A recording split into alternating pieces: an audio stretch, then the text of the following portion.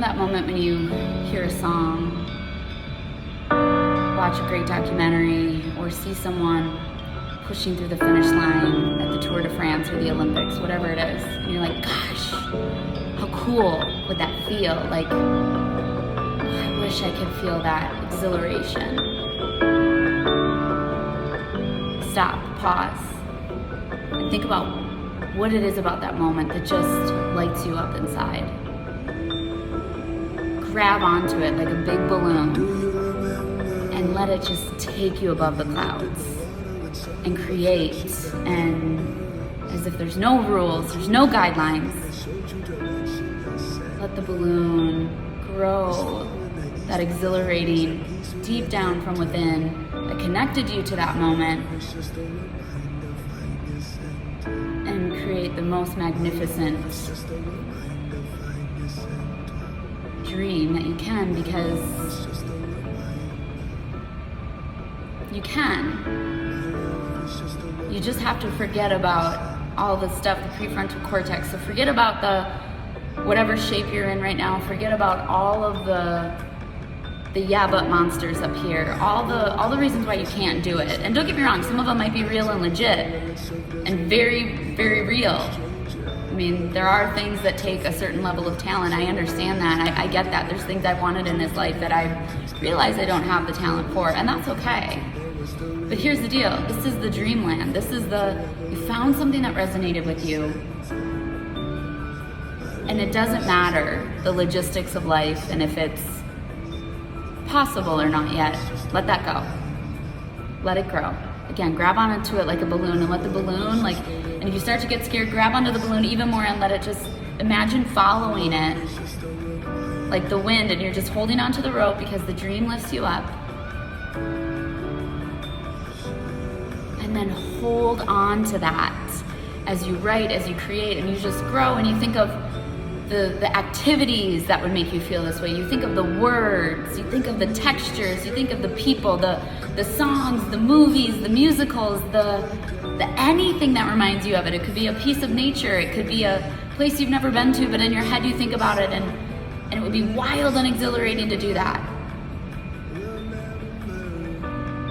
Because there's this thing that I talk about a lot in class called silent courage. And I think silent courage starts within you all the time. And the universe, your body is speaking to you all the time. When you see something out there that you just love, or a song that resonates with you, or somebody does something and you're like, that is so cool. You might not necessarily want to do that physical activity that made you light up inside. You might not necessarily want to do what that character in the movie is doing, or that character in the musical, or necessarily, win the Tour de France. I'm not a biker, but I love watching the Tour de France. I'm not a biker. I never want to, but I love watching the Tour de France because I love the stories of how people overcome their fears, their doubts, how they overcome pain and push through and achieve something. The thing that I think that people forget is, I watch that and I'm like, oh gosh, I love that. And I think, yeah, but what were they doing in January at 5 a.m. on a Tuesday? And I said this to my yoga class yesterday because the Olympics just started, and Celine Dion gave this amazing, beautiful, oh gosh, the rendition. If you haven't watched it, you should. It gives me goosebumps thinking about it, but it was so beautiful. And she's going through this disease called stiff process, or stiff, I've never heard of it. I don't know anything about it. But her body gets really stiff. And when she knew she was going to, I'll turn off my music because now it's kind of getting distracting for me. When she knew she was going to be, she got diagnosed with this disease, she said, I want to see the Eiffel Tower one more time. Well then, obviously Paris comes around with the Olympics, and they ask her to sing at the opening ceremonies, and the stiff disease, whatever it's called, is getting worse, and she starts saying things, well, if I can't run there, I'm gonna walk. And if I can't walk there, then I'm gonna crawl. And if I can't crawl, then someone's gonna push me in a chair. Because she knew she wanted to, and I was like, gosh, that's such a good reminder. She went through all this stuff, and yet she made it happen, right? She didn't think, oh, this, and I'm sure she did have moments of oh, this shouldn't happen to me. I shouldn't be life is too hard. This is really hard on my body. I need to give up. I feel like maybe she had this inner knowing of like, no, but I need to go to the Eiffel Tower and I need to sing this song. Like, to me, that's called silent courage, because there's plenty of days where it's not the opening ceremonies. You're not in Paris and you're not at the Eiffel Tower. You're in a basic yoga studio that you see every day. It's a cloudy day. It's humid, it's hot, it's gross. But you choose to show up anyway. Just for you, with no one else in the studio. Practicing your dancing because it brings me joy. Regardless of wherever it takes me or what, I love connecting to the music. I love feeling my feet in the shoes differently now. I love feeling my body and those sensations and connecting with things. And then that's what silent courage is. It's showing up in the insignificant moments. And the more insignificant, the more seemingly insignificant the moment or the action that you're about to take, the more important it is that you take it. Because I said it to my yoga intervals class yesterday. They showed up 8:30 on Saturday morning to do this yoga intervals class I teach, and a lot of people are out of town. It's summer, it's vacation, and there's this big national competition for the dance studio, so the majority of people were gone. However, when people showed up, I was like, oh gosh, I'm so glad you're here. First person said to me, well, I know there's not going to be a lot of people here, but I decided to come. I'm like, nope, the people that are going to be here are meant to be here. I don't doubt that for a second. My energy reader taught me this a long time ago. Like, who's ever here is meant to be here. I don't care who shows up, but if you show up, I'm so glad you're here. Then we started talking about the Olympics. More and more people start showing up. We start talking about the Celine thing. And before I even started class, I said, you know, what I want to tell you guys is thank you for being here.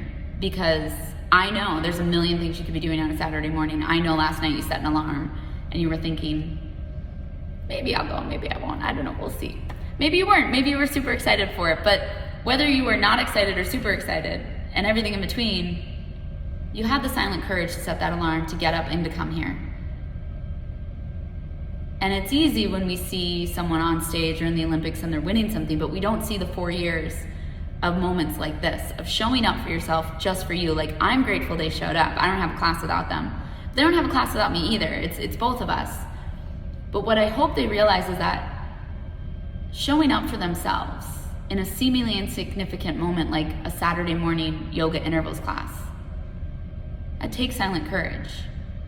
The courage that no one else is around for. Even a significant other that you love dearly, that sees how much you struggle, they don't know that moment where you turned off your car and you're like, do I really go in? Do I have to go in? No one's in there yet. Gosh, if no one shows up and it's just me and the instructor, oh gosh, that's gonna be so awkward. They showed up anyway. They walked in and were exactly who they are. I mean, I've gone to classes and pretended to tie my shoes 18,000 times because I just didn't want to look like I wasn't doing anything. I didn't know where to stand. And I'm a fitness instructor. Like, I know I know what to do in a fitness room. But I know that feeling. But it's silent courage. It's the choice that I just need to do this for me. I just need to show up for me, whatever it is, and let it unfold. That's what yoga teaches me all the time. I took a beautiful class actually in this very studio with someone who had started talking about the koshas. And koshas are sheaths in yoga. There's 5 koshas. And they all have the word maya in them, which just means appearance. So they usually have a word, like the first kosha is called anamaya. Ana means food, maya means appearance, so food appearance. But again, it's just an appearance. It says food, but it's really everything physical to keep our bodies functioning and moving, like food, water, shelter. You know, obviously it grows into more, but the reason why there's this word appearance in it is, ready for this? Because it's kind of like when you see a dark figure like far away and you're like, oh, I wonder what that is. It's kind of scary, but then you walk closer and closer towards it. And all of a sudden you realize, oh, it's just a pole. But you're not upset that you walked towards it. Like, it fed your curiosity. You had this intuitive hit to go and see it, so you saw it. Now you know what it is. No harm, no foul. Now I'm moving on. And you just let it go, just like that. To me, I'm really trying to strive for that in my yoga, in my dance, in my life, my corporate job, all of that, of like, hey, like, I'm curious about this thing over here. Let's go see what that is. Now I know what it is. Maybe it leads me to the next thing. Maybe it doesn't, but no harm, no foul. Like, now I know. Maybe it was something scary, so I run away. That's okay too. Like, you won't know until you walk up closer to it. Like, a lot of times, I don't know how I'm going to deal with fear or anxiety until I just go through it. And the 5 koshas in yoga are basically like 5 layers or 5 sheaths to help us get to what a lot of yogis called self-actualization, total consciousness, whatever you want.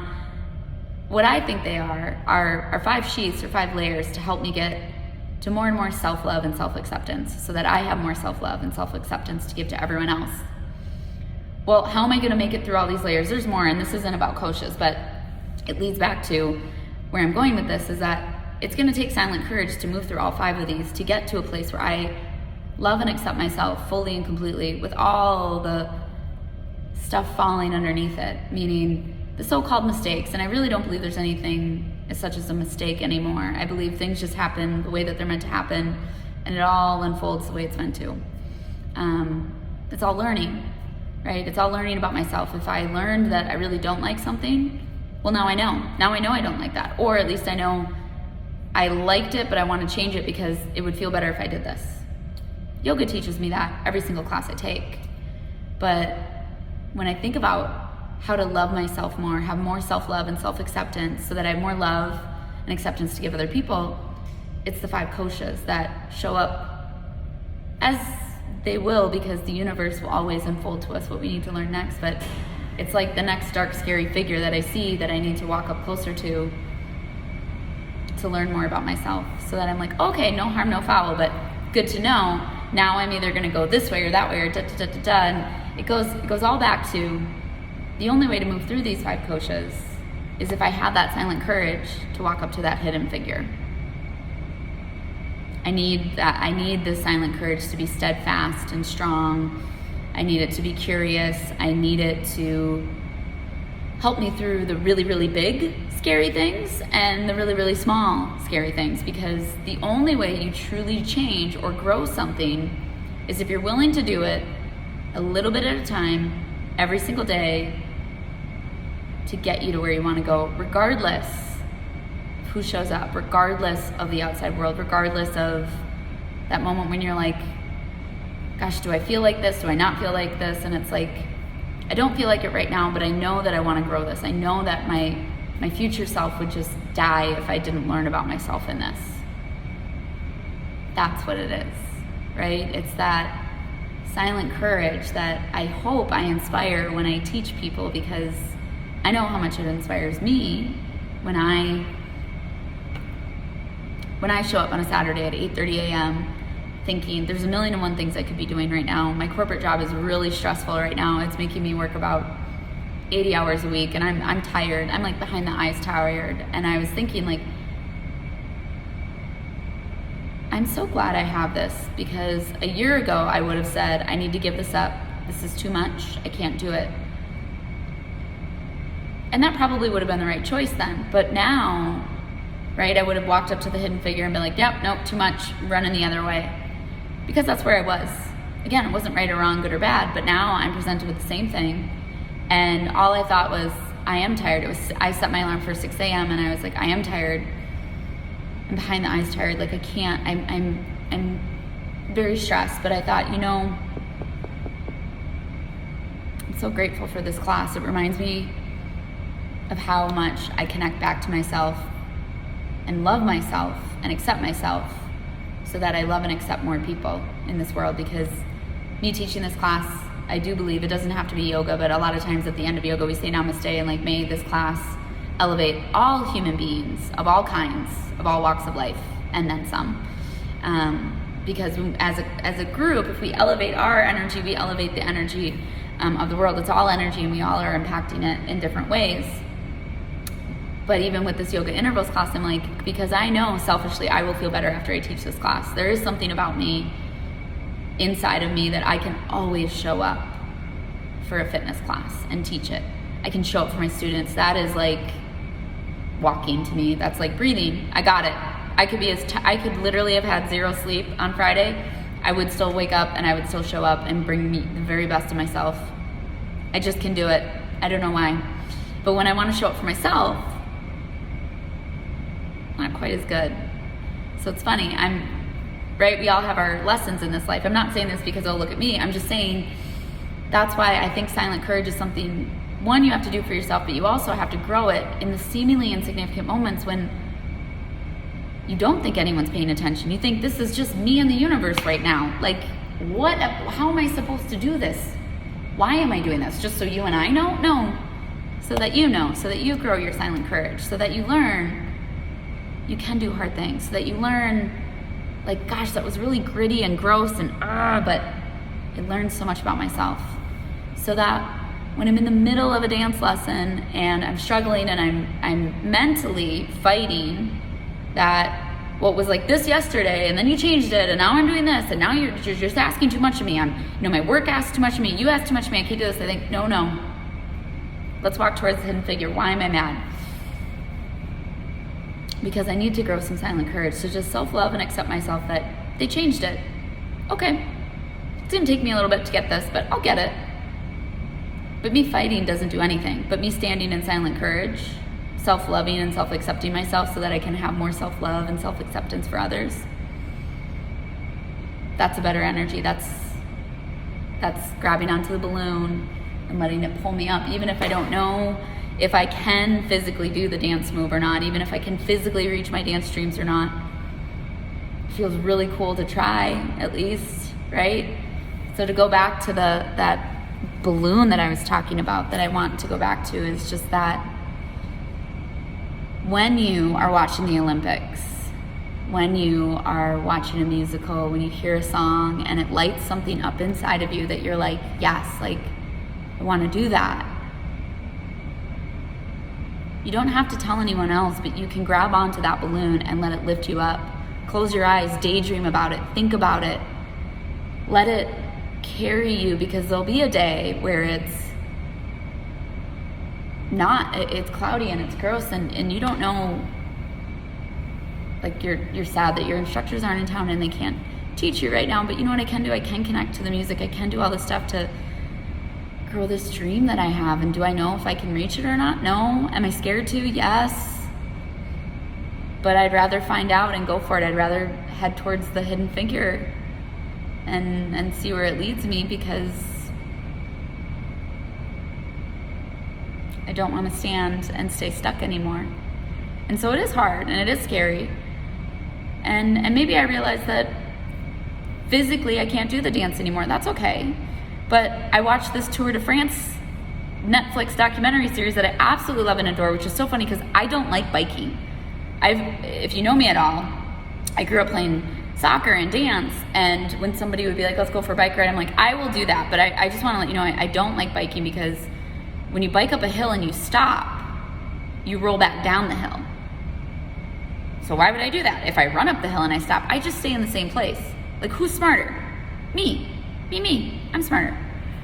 So biking isn't my favorite thing, but I watched this Tour de France documentary, and I am like, I watched it 4 times, because I love the stories, I love the human spirit, I love learning about the guys behind the scenes of like when they're struggling, what they talk about, the days that they thought they were gonna crush it in the beginning of the day and then they don't have it, and how they talk about how, sometimes when you're mentally broken, your body breaks too. Or there's this one guy Wout van Aert, God, I love him. And one day he dies on the bike. And he's like, a lot of people don't think that I have self-doubt, and then I don't like get embarrassed, but I do. And he's like, I doubt myself all the time. Even though he's won 1,000,001 sprints, he's like the reason that Jonas Vingegaard, like he pulls for Jonas Vingegaard the next day and ends up winning the yellow jersey and all this stuff. But that's what I'm saying, like with these dreams, like let's say I was like, I watched this Tour de France and I see them cross the finish line and I'm crying and I'm like, oh my gosh, I want to do that someday. Well, I know it's not gonna be me someday, because I don't like to bike. I'm also not gonna ever get to the Tour de France because that's not my thing. But what do I love about it? You know what I love? I love that they're all human beings at the end of the day, struggling with their own inner demons of self-doubt and wondering if they can do it, but they show up anyway. I love that there's this guy, Tadej Pogacar, who I love, and he's won the Tour de France twice, and he fights as hard as he can. Like, he does not go down without a fight when Jonas Vingegaard wins it the first time, and then the second time. I mean, he's still pushing and pushing.